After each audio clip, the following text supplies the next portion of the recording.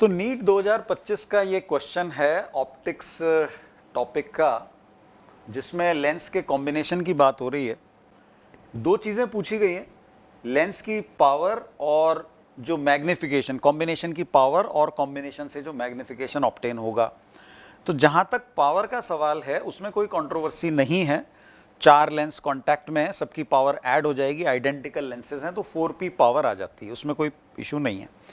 जो मैग्निफिकेशन की बात है, तो magnification of a single lens और ए मैग्नीफायर, उसके लिए फॉर्मूला होता है d/f। d is the least distance of distinct vision और f is the focal length of lens.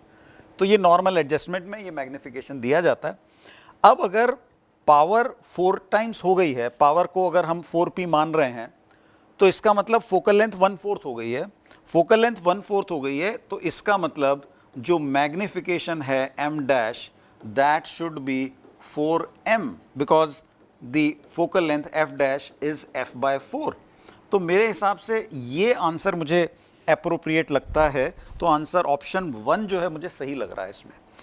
अब मैंने देखा कि कई इंस्टीट्यूट्स में जो आंसर है, आंसर 3 को सही माना है, m⁴ वो मैग्निफिकेशन ले रहे हैं और रीजनिंग कुछ इस तरीके से दिया गया है कि भाई चारों लेंसेज के मैग्निफिकेशन मल्टीप्लाई हो जाएंगे।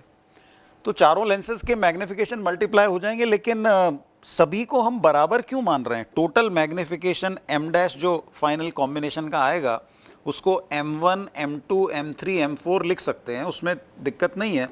बट एक इंडिविजुअल मैग्निफिकेशन, अगर हम v/u, मैग्निफिकेशन का फॉर्मूला होता है v/u, तो अब पहले वाले के लिए ये v1/u1 होगा, दूसरे वाले के लेंस के लिए m2 जो आएगा ये आएगा v2/u2।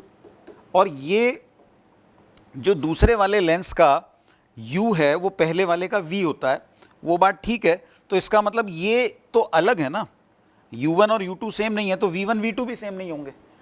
तो चारों मैग्निफिकेशंस अगर अलग अलग हैं तो m⁴ तो आंसर नहीं बनता।